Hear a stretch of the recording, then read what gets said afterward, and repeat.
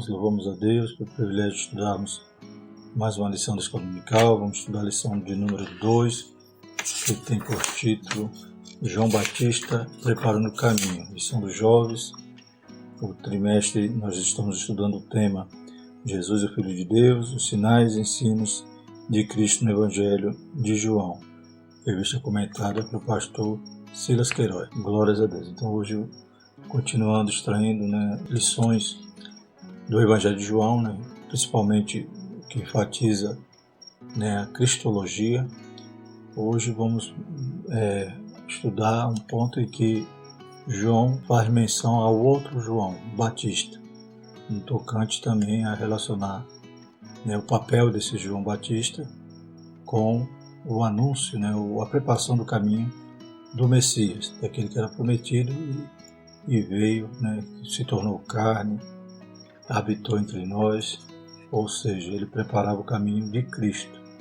Glórias a Deus. Como veremos, cumprindo assim a profecia lá em Malaquias, que o próprio anjo Gabriel vai citar a Zacarias no momento do anúncio de que João Batista iria nascer.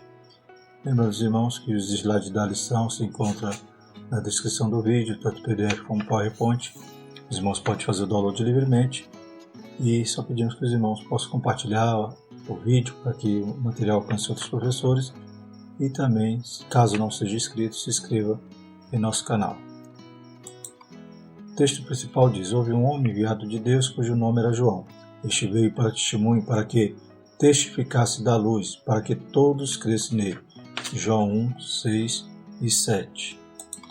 O resumo da lição diz: João, o evangelista, nos apresenta João, o Batista, que veio dar testemunho de Jesus. Os objetivos da nossa lição são apresentar a origem do precursor de Jesus Cristo, João Batista, apontar a mensagem do precursor e saber que a pregação de João Batista apresentava Jesus como o Verbo de Deus e que ele foi o último profeta do Antigo Testamento. Então, essa sentença final aí a gente vai elaborar, vai entender melhor durante a lição, como ele pode ser o último profeta do Antigo Testamento se já estamos no Novo. Então a gente vai estudar isso melhor mais à frente. O texto bíblico se encontra em João, capítulo 1, versículos 6 a 8, versículos 15 e 16 e os versículos de 24 a 27. Houve um homem enviado de Deus cujo nome era João. Este veio para testemunho, para que testificasse da luz, para que todos crescem por ele. Não era ele a luz, mas veio para que testificasse da luz. João testificou dele e clamou, dizendo: este era aquele de quem eu dizia: o que vem depois de mim é antes de mim, porque foi primeiro do que eu. E todos nós recebemos também da sua plenitude, com graça sobre graça. Os que tinham sido enviados eram 2 fariseus, e perguntaram-lhe, e disseram-lhe: por que batizas, pois, se tu não és o Cristo, nem Elias, nem o profeta? João respondeu-lhes, dizendo: eu batizo com água, mas no meio de vós está um, a quem vós não conheceis. Este é aquele que vem após mim, que foi antes de mim, no qual eu não sou digno de desatar as correias das sandálias. A introdução na nossa lição diz o seguinte: na lição desta semana veremos a fundamental importância do testemunho para a implantação e expansão do reino de Deus. Seu relacionamento com as pessoas, nosso Deus sempre se valeu do próprio ser humano para revelar sua vontade e propósito, gerar fé nos corações e construir relacionamentos. Veremos também como João, o evangelista, nos apresenta João, o Batista, que veio dar testemunho de Jesus. E compreenderemos como o ministério desse precursor era necessário para denunciar o sistema pecaminoso reinante de Israel, preparando o caminho para o Cordeiro de Deus que tira o pecado do mundo. Então, esse João, o Batista, ele é o precursor de Jesus. E ele vai, então, causar, como diz o comentarista da lição, uma ruptura em relação àquele sistema que está corrompido. E João, então, vai preparar os corações, preparar os pais, os filhos, para que eles agora venham obedecer, venham estar, então, com o coração disposto para poder agora receber a Cristo. Tópico 1, a origem do precursor. Então, temos aqui na imagem, Maria visitando Isabel. Veremos agora nesse tópico. Sobre o tópico 1, das montanhas de Judá. Lucas é o único dos evangelistas que registra informações do nascimento de João, que passaria a ser identificado como o Batista, aquele que batiza, segundo o comentário bíblico pentecostal do Novo Testamento. O texto sagrado não menciona sua cidade de origem, senão que ficava na região montanhosa de Judá. Então, a tradição cristã identifica como atual em Querem, vila que pertence a Jerusalém Ocidental, e Maria foi para lá após receber o anúncio da concepção de Jesus, visitar sua prima Isabel, grávida já havia 6 meses. Então, a gente vê no relato bíblico que Gabriel anuncia a Zacarias a respeito do filho que ele ia ter, do filho que Isabel ia gerar no seu ventre, e seria então, teria esse grande destaque, seria o precursor do Cristo, né? Seria aquele que iria como a virtude de Elias, né? Como diz lá na profecia de Malaquias. Então acontece que Isabel engravida, e só depois de 6 meses, né, Maria também recebe a visita do anjo para lhe dar essa mensagem também que ela agora geraria, do Espírito Santo, o Messias, né, o Cristo. Lá em Lucas 1, 39 e 41 nós vemos então esse relato. Naqueles dias, levantando-se Maria, foi apressada às montanhas, a uma cidade de Judá, e entrou em casa de Zacarias e saudou a Isabel. E aconteceu que, ao ouvir Isabel a saudação de Maria, a criancinha saltou no seu ventre. Isabel foi cheia do Espírito Santo. Então a gente vê que João Batista era cheio do Espírito Santo desde o ventre, como vemos também em outra passagem. O precursor, portanto, nasceu antes do Messias. Eis que também Isabel, tua prima, concebeu um filho em sua velhice. E é este o 6º mês para aquela que era chamada estéril. Lucas 1,36. Então João Batista nasce 6 meses antes de Jesus. Segundo subtópico, o anúncio a Zacarias. O plano de Deus estava sendo fielmente executado. Primeiro Gabriel, que visitou Maria e anunciou-lhe a obra do Espírito Santo para a encarnação do Filho de Deus, já havia estado com o sacerdote Zacarias, homem justo e temente a Deus, anunciando-lhe o nascimento de João, precursor do Messias. Então, lá em Lucas 1, 5 e 6 diz: existiu no tempo de Herodes, rei da Judéia, um sacerdote chamado Zacarias, da ordem de Abias, e cuja mulher era das filhas de Arão, e o seu nome era Isabel, e eram ambos justos perante Deus, andando sem repreensão em todos os mandamentos e preceitos do Senhor. Então Deus viu esse casal justo, né? Esse casal que andava sem repreensão, e decidiu, né, usar desses dois, dessas vidas, para gerar João Batista. Então Deus sempre está atento, né, àqueles que são tementes, àqueles, né, que estão realmente ainda fiéis a Ele. Louvado seja o nome do Senhor. Como veremos aqui, né, havia Zacarias, havia Isabel, também a gente percebe no relato de Lucas que havia Simeão, havia Ana, são pessoas que estavam aguardando a promessa, aguardando a redenção de Israel.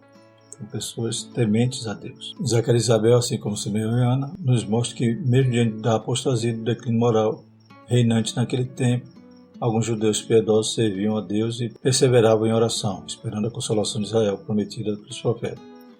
Lucas 2,38 diz: sobrevindo na mesma hora, ela dava graças a Deus e falava dele a todos que esperavam a redenção em Jerusalém. Aí falando sobre Ana, o cumprimento profético. Terceiro subtópico. O anúncio do nascimento de João Batista foi feito em cumprimento à profecia do Antigo Testamento. O próprio anjo Gabriel cita, né, Malaquias 4, 5 e 6, falando do ministério de João. E converterá muitos dos filhos de Israel, Senhor, seu Deus, e irá diante dele no espírito e virtude de Elias, para converter o coração dos pais aos filhos e os rebeldes à prudência do justo, com o fim de preparar ao Senhor um povo bem disposto. Mas a principal profecia do precursor é a que o próprio João Batista menciona para apresentar-se aos judeus, que lhe indagavam a respeito de quem ele era. Eu sou a voz do que clama no deserto, endireitai o caminho do Senhor, como disse o profeta Isaías. João 1, 23. Essa citação é extraída do capítulo 40 de Isaías, que inaugura a seção do livro, a qual anuncia livramento ao povo de Israel e é comparada como o Novo Testamento dentro do livro. Isaías é considerado o livro mais messiânico do Antigo Testamento e uma Bíblia em miniatura. Do capítulo de 1 a 39 teríamos uma representação do Antigo Testamento, do 40 ao 66 a do Novo Testamento, completando 66 capítulos, mesmo número de livros da Bíblia. É bem significativo, portanto, que a referência ao precursor do Messias apareça logo no início do capítulo 40, pois João Batista veio justamente no começo da era cristã. Então, há essa coincidência que, mais uma vez, denota, o livro de Isaías como uma mini-bíblia. O segundo tópico da nossa lição é a mensagem do precursor. Vemos aqui João Batista, vestido de pelo, com cinto de couro, e ele provocando esse alvoroço ali em Israel. O estabelecimento de uma ruptura. O ministério de João representa um claro recorte espiritual, chamado ao arrependimento diante do quadro degradante vivido pelos judeus. Sectarismo, apostasia, politização, corrupção moral e indiferença eram as principais marcas do judaísmo de então. Essênios, zelotes, herodianos, fariseus, seduceus eram os principais grupos representativos da Babel política e religiosa que Israel havia se transformado. Então vemos que o povo realmente estava desiludido com o judaísmo da época, com as lideranças religiosas. Havia todo esse sectarismo, todas essas seitas, essas divisões, havia apostasia, havia, como vemos Jesus quando chega no templo, havia ali aquele comércio, as pessoas vendendo até os animais para o sacrifício, Então havia toda essa apostasia, essa corrupção reinante. E no ponto de vista do sacerdócio, por exemplo, nessa época já não era mais o sacerdote aquele da linhagem de Arão, mas era um sacerdote que era indicado por Roma. Lembramos que Caifás era o sumo sacerdote da época em que Jesus é preso e é julgado ali, crucificado, mas também havia ali o seu sogro, que tinha grande autoridade, que era Anás, e também havia sido um sumo sacerdote.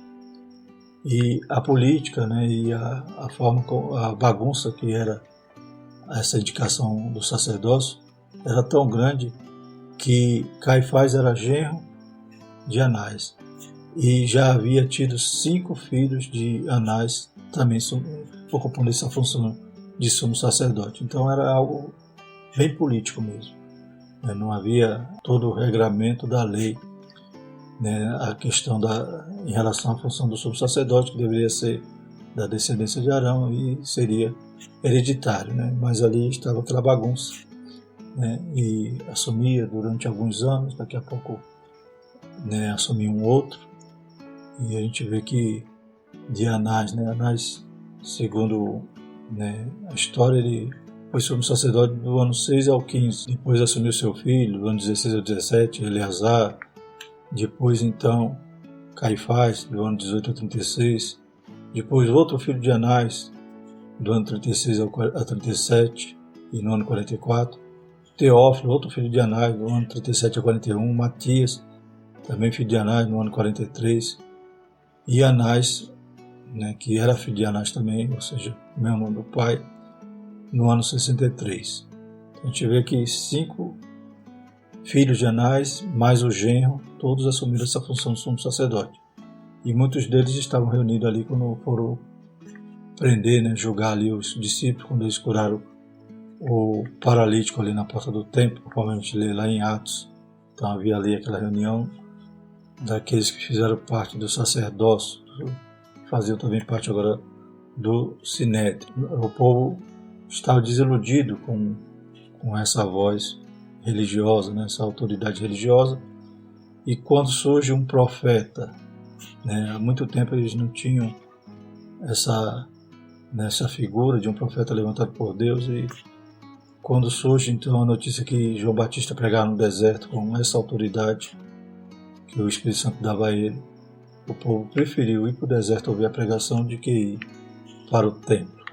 Glórias a Deus. Então João Batista teve essa importante função, de abalar ali a estrutura naqueles dias, para trazer a mensagem, para preparar o povo para se tornar, como disse lá em Malaquias, um povo bem disposto.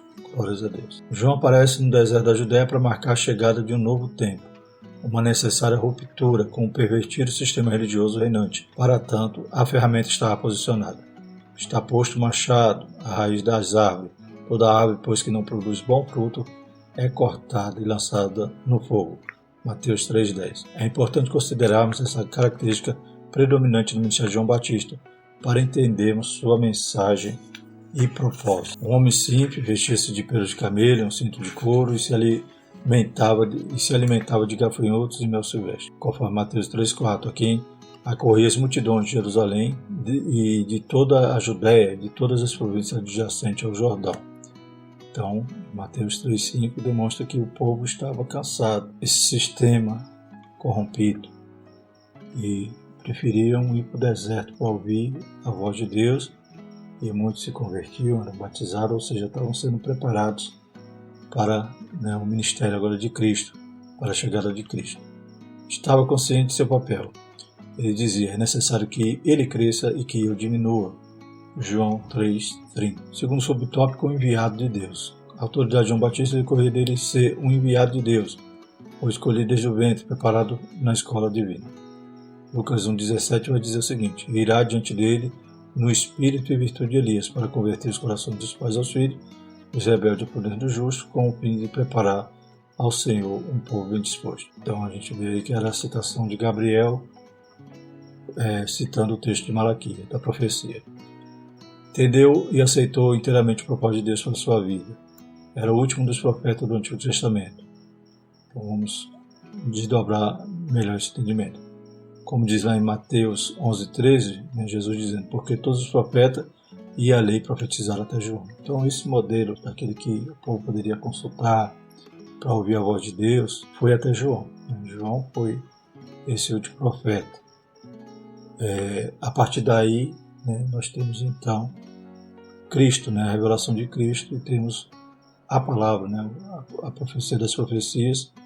E quando a gente vai falar mais à frente sobre os dons ministeriais de profeta, a gente vê que o dom de profeta é um dom relacionado à palavra. Então ele era um pregador eloquente que expunha os ensinos de Cristo. Então não era mais aquele que servia de mediador, que servia de intermediário, ou seja, Deus falava através dele, e muitas das vezes o povo consultava também a Deus através do profeta, como acontecia no Antigo Testamento. Então esse modelo não existe mais.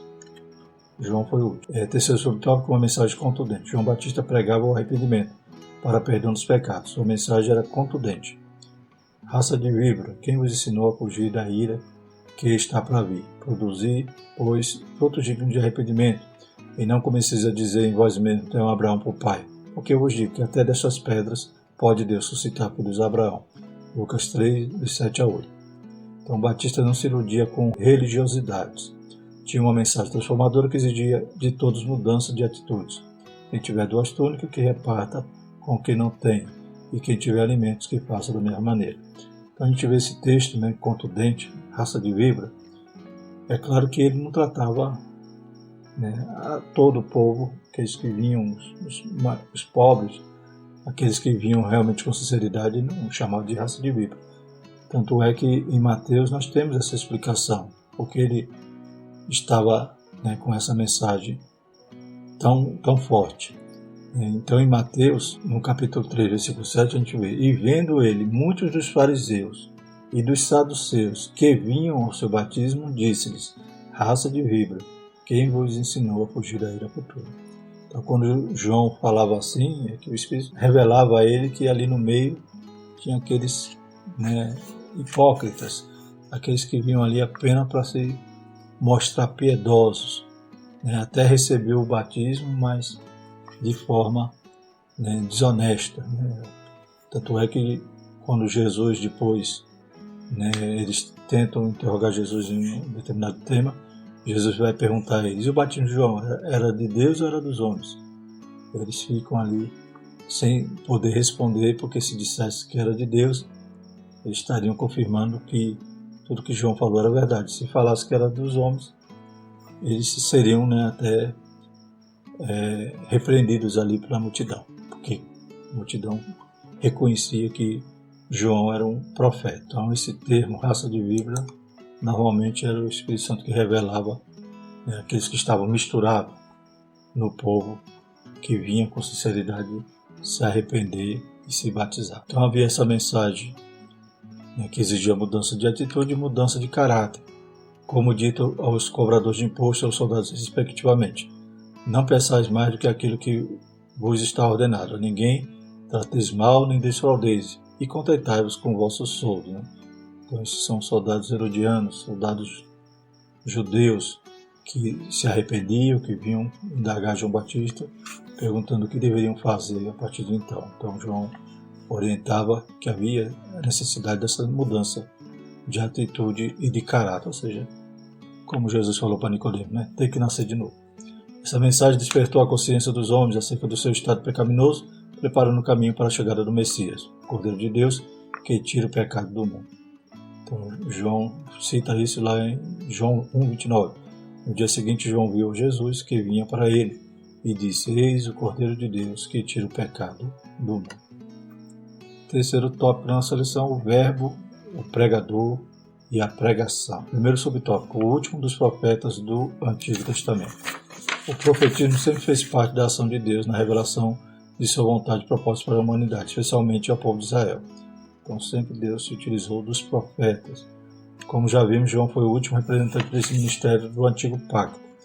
A lei e os profetas duraram até João. Desde então é anunciado o reino de Deus. E todo homem prega força para entrar nele. Lucas 16:16.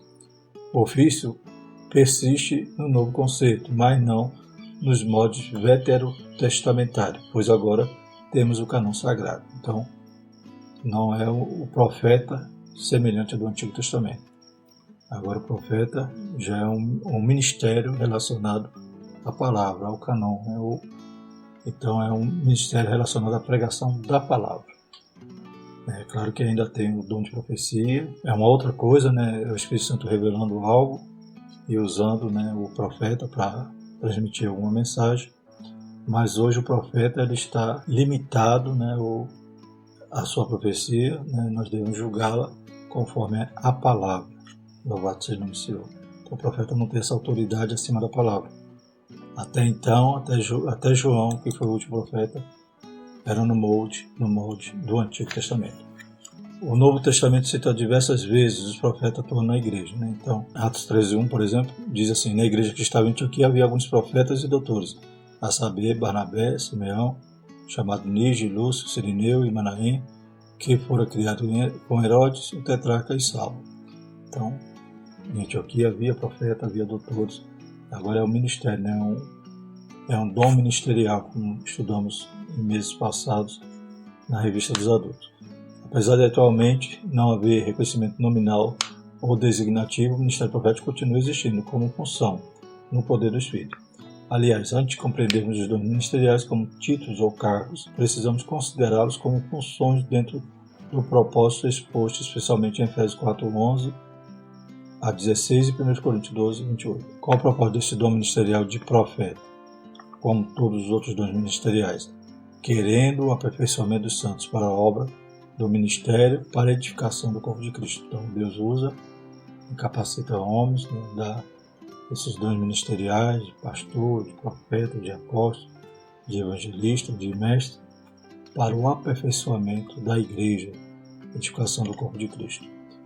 Então, existe profeta, mas não nos moldes do profeta do Antigo Testamento, que era o oráculo, né? Ou seja, tanto Deus falava por intermédio dele, como as pessoas vinham consultar Deus por intermédio dele. Hoje nós temos a palavra. Então, o ministério do profeta, o dom ministerial de profeta, está relacionado à palavra, à pregação. João Batista foi enviado para dar testemunho de Jesus, o Verbo encarnado, para que crescem por ele. Então, João Batista, ele dá testemunho, né? Ele não apontava nada para ele. Ele dizia: eu sou só a voz que clama, né, no deserto. Então ele sempre reconhecia e entendia que o ministério dele era apontar para Jesus. Então ele queria que Jesus crescesse e ele diminuísse. Isso nos mostra a imprescindibilidade e a seriedade da pregação, como instrumento necessário à fé. Romanos 10:17, a exposição do Evangelho deve ser feita com zelo e profunda responsabilidade. Então, a fé vem pelo ouvir a palavra de Deus. Então, aquele que prega, aquele que ministra a palavra, ele não deve nunca buscar atenção para ele. Ele tem que apontar para Cristo. Ele tem que diminuir, como João Batista, e Cristo aparecer, Cristo crescer, para que as pessoas creem e se salvem. Não podemos brincar e nem aceitar que brinquem em uma pregação em nosso público ou em qualquer outro espaço vinculado à igreja. Também não podemos concordar com que o ofício sagrado seja banalizado, mesmo em ambiente privado ou por meio de particulares como as redes sociais. Então, não desce, A gente não pode concordar, aceitar, quando banalizam a palavra, A palavra, ela é, aleluia, a revelação que Deus deu aos homens para poder indicar, a solução do pecado, porque o salário a gente já sabe qual é a morte, mas a solução é Jesus Cristo. Então tem que apontar para o caminho. O que está em jogo é a salvação das vidas. Em Atos 2,40 diz: com muitas outras palavras testificava e os exortava dizendo: salvai-vos desta geração perversa. E Romanos 10,17 salta que a fé é pelo ouvir e ouvir pela palavra de Deus. Então devemos tomar o exemplo de João Batista, glórias a Deus. Ser muitas das vezes rejeitado, aleluia, ser preterido, mas estar ali fazendo a sua função, aquilo que Jesus, aleluia, para aquilo que Jesus lhe chamou, louvado seja o nome do Senhor, e fazer com resignação, aleluia, crendo que, aleluia, o objetivo do seu ministério, da sua obra, é exaltar e engrandecer o nome do Senhor e levar almas para o reino de Deus. Terceiro subtópico, o perigo do estrelismo. Para muitos, a pregação tem se transformado em uma carreira rumo ao estrelato, em busca de fama e vantagens econômicas.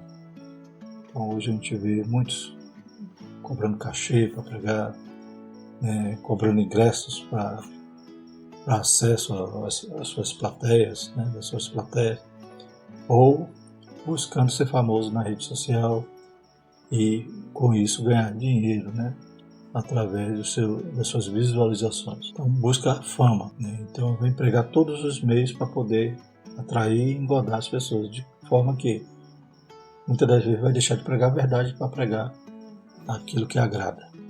Precisamos amar a palavra de Deus, conhecê-la e ter com ela profundo compromisso, para que possamos discernir heresias, bizarrices e meros espetáculos, que infelizmente hoje, aleluia, é o que nós vemos mais. A verdadeira pregação neotestamentária é cristocêntrica, marcada pelo poder do Espírito Santo, promotora e receptiva à manifestação dos dons espirituais disponíveis à igreja. Então, uma mensagem poderosa, louvado seja o Senhor, e muitas das vezes ratificada com o poder de Deus, aleluia, através dos dons espirituais. Então, que Deus possa, aleluia, estar presente no nosso culto, estar presente na nossa mensagem, estar presente talvez até na rede social, mas que ele seja apresentado de forma legítima, louvado seja o Senhor, não buscando fama, nem desviando o foco. Então, pregar o céu, pregar o arrebatamento, pregar a salvação, pregar a humilhação, aleluia, pregar a cruz, pregar renúncia, louvado seja o Senhor, pregar a palavra por inteiro, não fatiar a gosto do público, do freguês. Que Deus tenha misericórdia de nós. Ela não é fria ou formal e nem fundamentada em filosofias, como diz Paulo, porque nada me propus saber entre vós, senão Jesus Cristo e este crucificado. Paulo era um intelectual, educado aos pés de Gamaliel, reconhecido mestre judeu, poliglota, conhecedor de filosofia e da poesia do seu tempo. Ele sabia que não podia valer-se desse conhecimento para trazer seus ouvintes à fé em Cristo. Isso só é possível pela exposição das Escrituras no poder do Espírito. Glórias a Deus. Então era a mensagem de Paulo, só isso, Cristo crucificado, ou seja, aleluia. Ele reputou tudo que ele tinha, tudo que ele aprendeu, tudo que ele sabia a esterco, pela excelência daquilo que ele tinha recebido agora de Cristo. Glórias a Deus. Concluindo, irmão João Batista exerceu fielmente seu ministério, tendo cumprido integralmente a vontade de Deus em sua vida. Deixa-nos o exemplo de quão importante é compreender e aceitar o que Deus espera de nós, para que a nossa vida seja plena expressão de sua vontade. João Batista testificou de Cristo como seu precursor. Que sejamos testemunhos de seu poder salvífico e de seu reino eterno, porque não tarda se manifestar. Glórias a Deus. Então, João Batista cumpriu sua função, seu papel, o ministério curto. Glórias a Deus. E interessante que não houve milagre, né? João Batista não operou nenhum milagre, né? Deus não operou nenhum milagre através da vida de João Batista. Mas a palavra poderosa, glórias a Deus, atraía essas multidões, saía do grande centro ali de Jerusalém e ia para o deserto para ouvir o que Deus, aleluia, tinha a dizer pela boca de João Batista. Louvado seja o nome do Senhor. Que maravilha, né? Lição 3, a próxima lição, primeiro sinal, água em vinho. Então, continuando as lições extraídas aí do livro de João, a gente vai ver, aleluia, continuar falando sobre esse Jesus que é o Filho de Deus, aleluia, sua deidade, sua humanidade, toda a cristologia que podemos aprender do Evangelho de João. Vamos orar, agradecer ao Senhor, pedir graça que o Senhor nos ajude a chegar na próxima semana e estudarmos com os amados. Senhor nosso Deus, nosso Pai, continua abençoando a tua igreja. Pai, continua nos livrando do mal, Pai. Cada dia, Senhor Jesus, as coisas parecem piorar em relação, Pai, a essa pandemia ou outras enfermidades que têm assolado a nossa nação. Tem misericórdia de nós, repreenda o mal. Deus vai fomentando, Pai, teus santos, Pai, para ir para a escola dominical, dando graça, dando sede, Senhor Jesus. Que a escola dominical possa crescer, possa, Pai, prosperar, Senhor Jesus, de forma tremenda.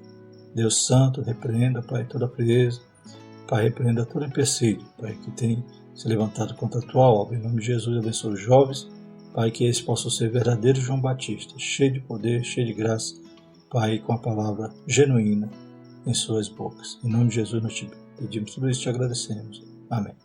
E que a graça do nosso Senhor e o amor de Deus e a comunhão do Espírito Santo permaneça sobre nós, hoje e eternamente. Amém.